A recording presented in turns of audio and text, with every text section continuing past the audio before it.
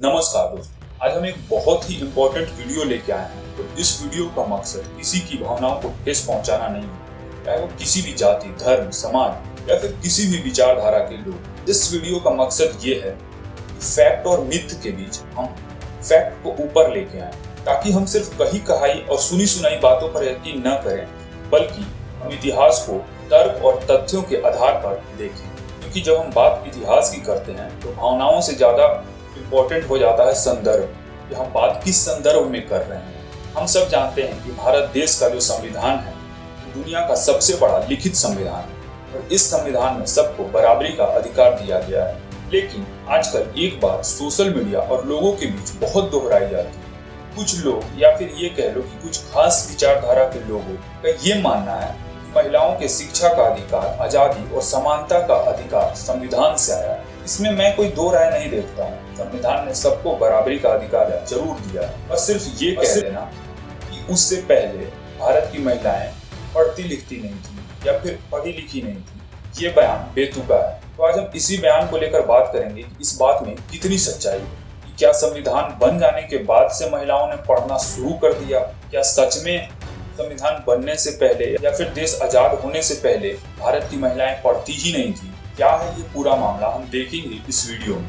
देखो, हर सदी में शिक्षा का तरीका अलग रहा है। अगर हम आज के मॉडर्न व्यवस्था की बात करें, जो हमारी परंपरागत शिक्षा थी, उसके साथ साथ बच्चे आज के युग में एआई और टेक्नोलॉजी से रिलेटेड चीजें सीख रहे हैं। इसी तरह हम एंशिएंट, मिडाइवल और आजादी से पहले के भारत की बात करें तो उसमें शिक्षा का व्यवस्था जो था वो अलग था। अगर शिक्षा को आप इस हिसाब से देखोगे कि कौन स्कूल गया, कौन कॉलेज गया, किसने डिग्री ली, तो शायद आपकी दोहराई गई बात में कहीं न कहीं आपको सच्चाई दिख सकती है। लेकिन शिक्षा की शुरुआत हमेशा से स्कूल और कॉलेजों से नहीं होती थी। और शिक्षा का सिर्फ ये मतलब नहीं है कि आप एक खास परीक्षा उत्तीर्ण करके एक डिग्री हासिल कर ली। भारत में आज तमाम ऐसी कॉलेजेस हैं या फिर तमाम ऐसी यूनिवर्सिटियां हैं जिसमें लोग एडमिशन ले लेते हैं और साल में एक बार जाके एग्जाम देते हैं, और 3 साल या 4 साल बाद जब उनकी डिग्री पूरी हो जाती है तो उनको एक सर्टिफिकेट भी मिल जाता है। और उन्हीं लोगों से अगर आप 10वीं की या 12वीं की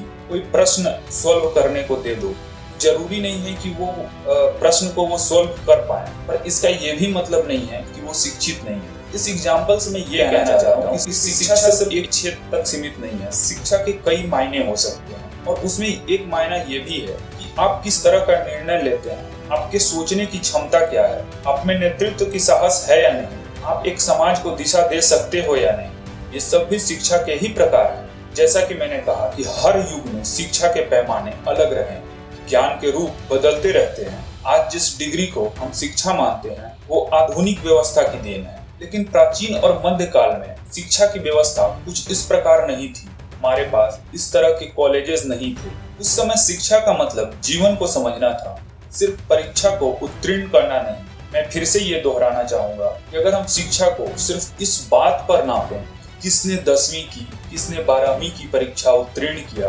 किसने ग्रेजुएशन की परीक्षा पूरी की, किसने मास्टर्स की परीक्षा पूरी की, किसने पीएचडी किया, और इस आधार पे ही हम लोगों को शिक्षित मानेंगे, तो उन तमाम महान स्त्री और पुरुषों का अपमान होगा जिन्होंने अपने समय की शिक्षा पाई और उस आधार पे समाज को, उस आधार पे युग को मोड़ा। प्राचीन और मध्यकालीन भारत की हम बात करें तो उस वक्त की शिक्षा यूनिवर्सिटीज में नहीं होती थी। लोगों को युद्ध कलाएं सिखाई जाती थी, ये भी एक शिक्षा का अभिन्न अंग था। उस समय लोगों को नेतृत्व करना सिखाया जाता था, कठिन समय में किस तरह के फैसले लेने हैं ये सब सिखाए जाते थे, और ये सब उस वक्त की शिक्षा का अभिन्न अंग था। लेकिन ये वीडियो पूर्णतः महिलाओं की शिक्षा व्यवस्था पर आधारित रहने वाला है। तो हम देखेंगे कि हमारे इतिहास में किस तरह से महिलाओं ने शिक्षा लिया, किस तरह से उसका प्रयोग किया, किस तरह से अपनी सोच, अपने नेतृत्व करने की क्षमता से इतिहास में अपना नाम अमर किया। आपने इतिहास में रानी दुर्गावती का नाम जरूर सुना होगा, जिन्होंने अपने दम पर मुगलों से लोहा लिया, युद्ध की रणनीति समझी, सेना का मनोबल बनाए रखा और अंतिम सांस तक युद्ध किया। क्या इसे आप शिक्षा नहीं मानेंगे? क्या ये शिक्षा नहीं है? युद्ध करना, युद्ध कौशल सीखना, नेतृत्व करना, ये भी तो शिक्षा का ही अंग है। तो तब की शिक्षा में इन सब चीजों को प्राथमिकता दी जाती थी। तो तब की महिलाएं हो या पुरुष हो, इस तरह की शिक्षा को अर्जित करते थे। अगर इतिहास में ज्यादा पीछे न जाए तो 1857 की क्रांति को हम कैसे भुला सकते हैं। 1857 की क्रांति में रानी लक्ष्मीबाई सिर्फ एक योद्धा नहीं थी, वो पढ़ी लिखी थी। उन्होंने अपने समय की शिक्षा को सीखा था, चाहे वो युद्ध कला हो या नेतृत्व करने की क्षमता हो। अपने छोटे बच्चे को अपने पीठ पर बांध के घोड़े पर बैठकर अंग्रेजों से युद्ध लड़ना, इसके लिए जितनी क्षमता चाहिए उतना ज्ञान भी। इतिहास में ऐसे अनेकों उदाहरण हैं जिसमें कई महिलाओं ने तलवार उठाए, अपने दम पे राज किया, सेना का कारभार संभाला, सेना को नेतृत्व किया, युद्ध जीते और उन्होंने ये साबित किया कि शिक्षा का मतलब सिर्फ उस समय की किताबों को रटना नहीं था, बल्कि शिक्षा का ये भी मतलब है कि हालात को समझना, समय रहते सही फैसला लेना। अगर हम प्राचीन और मध्यकालीन भारत की बात करें तो उस समय शिक्षा में वेदों का अध्ययन करना भी शामिल था। इसीलिए जब हम आजादी से पहले की बात करते हैं, जब हम आजादी से पहले की नारी शिक्षा की बात करते हैं, तो उसकी परिभाषा को सिर्फ किताबों तक सीमित करना या सिर्फ डिग्रियों तक सीमित करना सही नहीं। शिक्षा तो एक प्रक्रिया है जो हर युग में एक नया रूप लेती है। पहले पढ़ाई गुरुकुल में होती थी, चाहे आप किसी दूसरे धर्म की बात करो तो हर धर्म में कहीं ना कहीं धर्म से रिलेटेड जगहों पर ही पढ़ाई की शुरुआत हुई थी।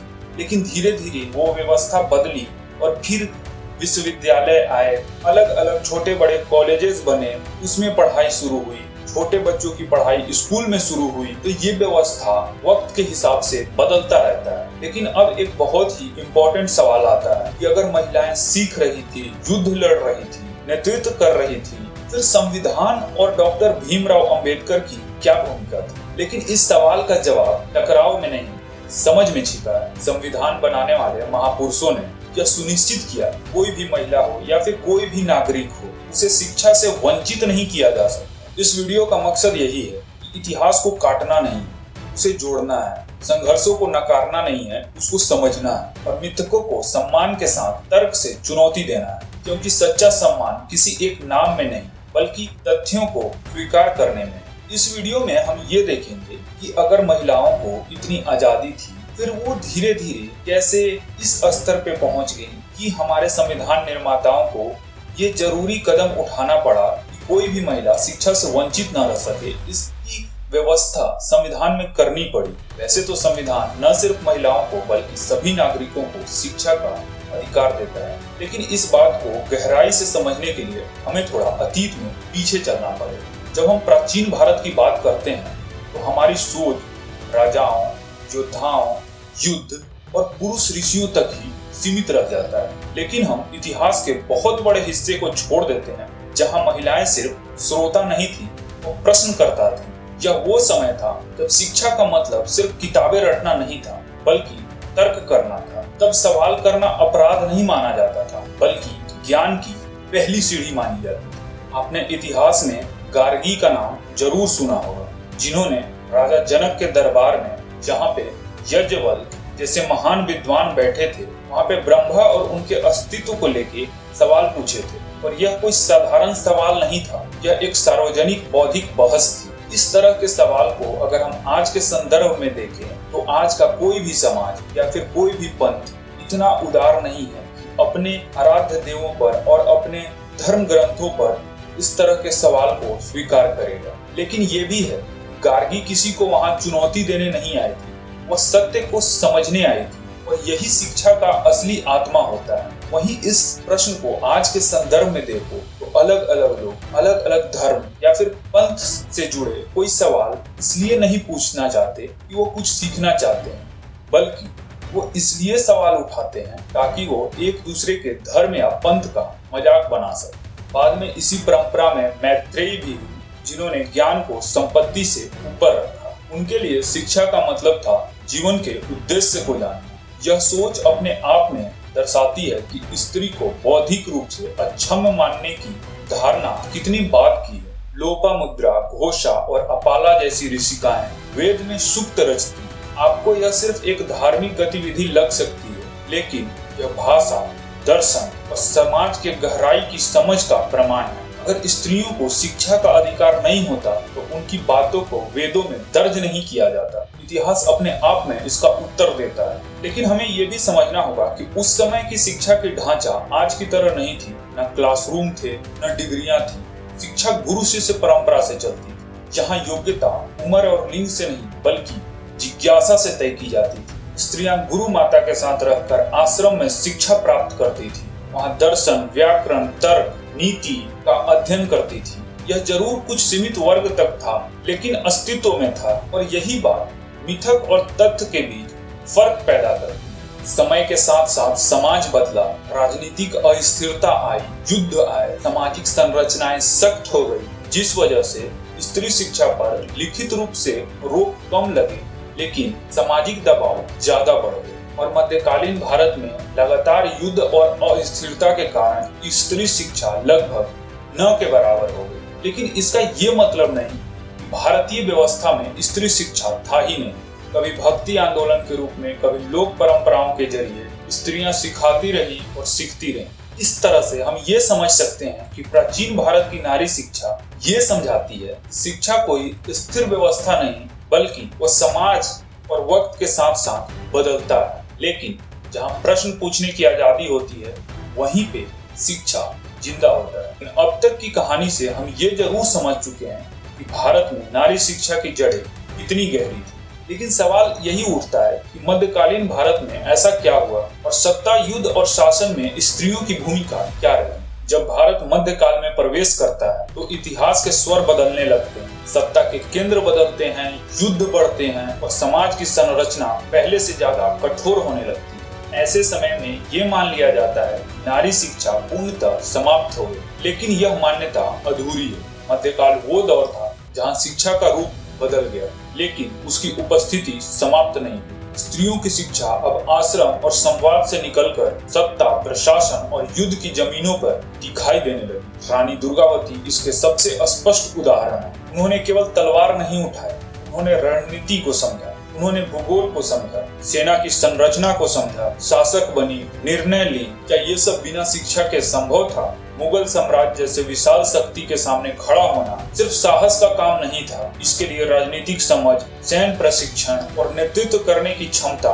जरूरी थी। रानी दुर्गावती ने यह साबित किया कि शिक्षा सिर्फ ग्रंथों तक सीमित नहीं है। मध्यकालीन भारत में कई ऐसी रानियां और शासिकाएं थी जिन्होंने अपने राज्य का संचालन किया। वो कर व्यवस्था समझती थी, न्यायिक फैसले लेती थी और संकट के समय पर नेतृत्व भी करती थी। और यह सब प्रशासनिक शिक्षा का ही हिस्सा है। तो शिक्षा तो थी, चाहे वो किसी और रूप में। इसी दौर में रजिया सुल्तान का नाम आता है, जो कि दिल्ली सल्तनत की पहली महिला शासक बनी। उन्होंने शासन चलाया, सेना का नेतृत्व किया, दरबार में निर्णय लिए। लेकिन आप कहोगे कि यह सत्ता तो उन्हें वंश के कारण मिली। नहीं, ये सत्ता सिर्फ वंश के कारण नहीं मिली थी, बल्कि उसको संभालने के लिए ज्ञान भी चाहिए होता है। आगे हम बात करें तो नूरजहां जैसी महिलाएं औपचारिक रूप से शासक नहीं थी, लेकिन प्रशासन और विदेश नीतियों को समझती थी। वो पत्राचार को समझती थी, राजनीति को पढ़ती थी और सत्ता के संतुलन को पहचानती थी। लेकिन हमें यह भी समझना होगा कि मध्यकाल में शिक्षा तक पहुंच आसान काम नहीं था। यह सीमित थी, वर्ग आधारित थी और कई बार सामाजिक बंदिशों से घिरा हुआ था। लेकिन सीमित होने का अर्थ ये नहीं है कि वह अस्तित्व में ही नहीं था। भक्ति आंदोलन इसी समानता के बीच एक और रास्ता खोलता है। मीराबाई जैसी कवित्रियां पढ़ती हैं, लिखती हैं और समाज से प्रश्न भी पूछती हैं। उनका ज्ञान केवल आध्यात्मिक नहीं था, वो सामाजिक चेतना से भी जुड़ा हुआ था। मध्यकालीन नारी शिक्षा हमें ये सिखाती है जब परिस्थितियां कठिन होती हैं तो शिक्षा के रूप भी बदल जाते हैं। कभी वह युद्ध कला बन जाता है, कभी प्रशासनिक समझ, तो कभी कविता और भक्ति के माध्यम से समाज को दिशा देता है। लेकिन यह भी सच है कि इस दौर में स्त्रियों पर सामाजिक दबाव बहुत ज्यादा बढ़े थे। परंपराएं सख्त होती थी, शिक्षा धीरे धीरे अपवाद बनती जा रही थी। यह गिरावट किसी एक कानून की वजह से नहीं था, बल्कि समय, सत्ता और जटिलताओं की वजह से था। अब कहानी एक और मोड़ लेता है। जब भारत उपनिवेशिक युग की तरफ बढ़ता है, तब फिर शिक्षा के रूप भी बदलते हैं। आधुनिक स्कूल, नई भाषाएं और नए विचार जन्म लेते हैं। लेकिन इसी बीच हमारा अगला सवाल आता है कि क्या आधुनिक युग से ही महिलाओं ने फिर शिक्षा के लिए संघर्ष करना शुरू कर दिया था? क्या यह संघर्ष संविधान से पहले शुरू हो चुका था? तो इसका जवाब हमें 1857 की क्रांति और उसके बाद हो रहे घटनाओं से मिलेगा। अंग्रेजों ने 1857 की क्रांति को सिर्फ एक सैन्य विद्रोह बता दिया, लेकिन अगर हम इसे गहराई से देखें तो ये सिर्फ हथियारों की लड़ाई नहीं थी, यह चेतना की भी लड़ाई थी। और इस चेतना में महिलाओं की भूमिका सिर्फ पीछे रहने वाली नहीं थी, बल्कि नेतृत्व करने वाली थी। अब इस दौर के भारत की नारी की शिक्षा एक नए मोड़ पे खड़ी थी। अब शिक्षा का मतलब सिर्फ परंपरागत ज्ञान नहीं था, बल्कि आधुनिक राजनीतिक समझ, संगठन क्षमता और राष्ट्रीय चेतना भी उसका हिस्सा बन गया था। इस दौर में रानी लक्ष्मीबाई इस परिवर्तन का सबसे सशक्त उदाहरण है। वह केवल एक वीर योद्धा नहीं थी, वो पढ़ी लिखी थी, राजनीति समझती थी, युद्ध कला में प्रशिक्षित थी और एक पूरे राज्य को नेतृत्व करने का अनुभव रखती थी। 1857 की क्रांति में अन्य कई महिलाएं सक्रिय भूमिका निभाई, जैसे बेगम हजरत महल ने अवध में अंग्रेजों की सत्ता को खुली चुनौती दी। उन्होंने प्रशासनिक समझ, जन समर्थन और राजनीतिक सूझबूझ का परिचय दिया। यह वो दौर था जब महिलाओं की शिक्षा औपचारिक डिग्री से ज्यादा व्यवहारिक ज्ञान पर आधारित था। शासन चलाना, जनता को इकट्ठा करना और विदेशी शासन को चुनौती देना, ये सभी शिक्षा के ही तो रूप थे। आपको क्या लगता है एक अनपढ़ व्यक्ति यह सब कर पाता? औपनिवेशिक काल में आधुनिक स्कूल और कॉलेजेस की शुरुआत हुई, लेकिन यह भी सच है कि इन संस्थाओं तक पहुंचना सभी महिलाओं के लिए आसान नहीं था। लेकिन फिर भी यह वह दौर था जब संगठित रूप से नारी शिक्षा पर बहस शुरू। सावित्रीबाई फुले, फातिमा शेख जैसे नाम इसी दौर में सामने आते हैं, जिन्होंने ये साबित किया कि शिक्षा केवल सत्ता का औजार नहीं, बल्कि सामाजिक परिवर्तन का माध्यम भी हो सकता है। उस वक्त लड़कियों के लिए स्कूल खोलना आसान काम नहीं था। सामाजिक विरोध, तिरस्कार और हिंसा का सामना करना पड़ता था। लेकिन साथ ही यह संघर्ष इस बात का भी प्रमाण है कि शिक्षा का विचार संविधान से पहले इस समाज में मौजूद था। इसी काल में पंडित रमाबाई, बेगम रुकैया, अन्य सुधारक महिलाएं शिक्षा को समानता से जोड़ती हैं। वो सिर्फ केवल पढ़ाने की बात नहीं करती, बल्कि सोच को बदलने की बात करती। तो ये कहना कि भारतीय महिलाओं को शिक्षा का अधिकार, समानता का अधिकार, आजादी का अधिकार सिर्फ संविधान के बाद मिला, तो ये उनके संघर्षों को नकारना होगा, जिन्होंने 19वीं और 20वीं सदी के शुरुआत में संघर्ष किए और सामाजिक बाधाओं से लड़ा। लेकिन हमें यहाँ एक महत्वपूर्ण अंतर समझना जरूरी है। उस समय शिक्षा संघर्ष से मिलती थी, अधिकार के रूप में नहीं, और यही वो बिंदु है जहाँ संविधान अपना भूमिका निभाता है। लेकिन आगे बढ़ने से पहले हम इस कहानी में एक और परत जोड़ेंगे। अब हम सिर्फ रानियों, क्रांतिकारियों और समाज सुधारकों की बात नहीं कर रहे हैं। अब हम उन महिलाओं की बात करेंगे जिन्होंने आधुनिक शिक्षा संस्थानों में प्रवेश लिया, डिग्रियां ली और पेशेवर दुनिया में अपनी जगह बनाई, वो भी संविधान लिखे जाने से बहुत सालों पहले। हमें ये समझना जरूरी है कि महिलाएं किसी तैयार रास्तों पे नहीं चली, उन्होंने वो रास्ता बनाया जिन पे आगे जाकर हजारों महिलाएं चल सकी। अब हम बात करेंगे भारत की पहली महिला डॉक्टर आनंदीबाई जोशी का, जिन्होंने पश्चिमी चिकित्सा पद्धति में डिग्री हासिल की, वो भी संविधान लिखे जाने से सालों पहले। आनंदीबाई अमेरिका जाकर डॉक्टर बनी। यह उनका केवल एक व्यक्तिगत उपलब्धि नहीं था, साथ ही यह सामाजिक साहस का उदाहरण था। इसके बाद कदम्बिनी गांगुली, जिन्होंने कोलकाता मेडिकल कॉलेज से डिग्री हासिल किया, साथ ही भारत में प्रैक्टिस करने वाली भारत की पहली महिला डॉक्टर बनी। उन्होंने ये साबित किया कि शिक्षा केवल विदेशी भूमि तक सीमित नहीं है, बल्कि भारतीय संस्थानों में भी महिलाएं जगह बना सकती हैं। उसके बाद Rukmabai Raut London School of Medicine से डॉक्टर बनी, जिन्होंने न सिर्फ भारत लौटकर चिकित्सा की, बल्कि महिलाओं के अधिकार की आवाज भी बनी, वो भी संविधान लिखे जाने से सालों पहले। उनके लिए शिक्षा, सेवा और संघर्ष दोनों के माध्यम थे। उसके बाद अगला नाम आता है मुथु लक्ष्मी रेड्डी, जो मद्रास प्रेसिडेंसी की पहली महिला डॉक्टर बनी, वो भी संविधान लिखे जाने से सालों पहले। लेकिन उनकी कहानी यहीं खत्म नहीं हुई। उन्होंने शिक्षा को सामाजिक सुधार से भी जोड़ा और बाद में विधानमंडल तक पहुंची। उसके बाद अगला नाम आता है जेरूसा झिराटकी,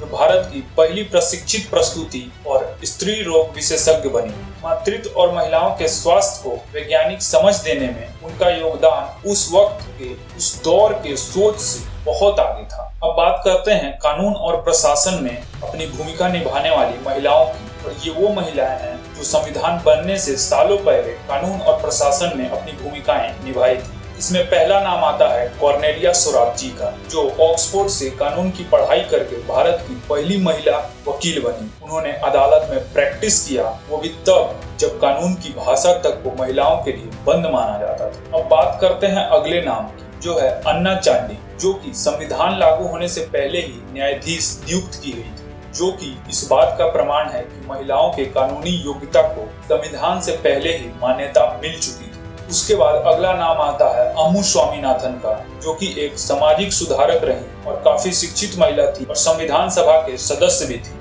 ये उस पीढ़ी को प्रतिनिधित्व कर रही थी जिसने संविधान को गढ़ने में योगदान दिया, न कि सिर्फ उसके अधिकार पाए। अम्मू स्वामीनाथन जो संविधान सभा के सदस्य थी, उनकी कहानी तो ये साफ करता है कि महिलाओं को पढ़ने का अधिकार संविधान बनने से पहले ही मिल चुका था। आगे विज्ञान और अकादमिक दुनिया में भी ऐसे ही नाम दिखाई देते हैं, जैसे कि आसिमा चटर्जी जिन्होंने ऑर्गेनिक केमिस्ट्री में डॉक्टरेट किया था, वो भी संविधान बनने से सालों पहले। आगे इसी क्रम में नाम आता है जानकी जी का, जिन्होंने वनस्पति विज्ञान में PhD किया था, जो कि अंतर्राष्ट्रीय स्तर पर मान्यता प्राप्त वैज्ञानिक रही और जिनका काम भारत के वैज्ञानिक पहचान का हिस्सा बना। आगे जाके राजनीतिक और समाज सुधार में भी कई महिलाएं आईं, जैसे कि सुचेता कृपलानी जो कि एक शिक्षिका थी, स्वतंत्रता सेनानी थी, हंसा मेहता जिन्होंने समाज शास्त्र की पढ़ाई की थी, जो कि शिक्षा सुधार और अंतर्राष्ट्रीय मंचों पर भारत की आवाज को बुलंद की। और यह सब काम संविधान से